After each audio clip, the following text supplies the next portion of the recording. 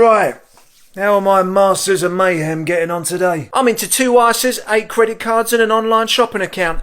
Not forgetting Alan's dating profile. Well, now we might finally get some matches. Yeah, spacebar.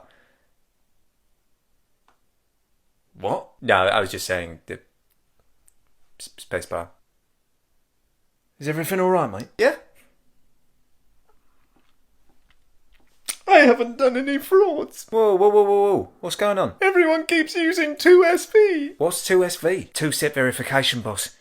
It's one of the most effective ways to protect your online accounts from hard-working cybercriminals like us. Oh, when did they find out about that? I can only imagine people are opening up their favourite search engine and putting in stop, think fraud. Probably, but you guys were saying all this cool stuff and I just feel like I'm letting the team down. Hey, but come on, it's not your fault.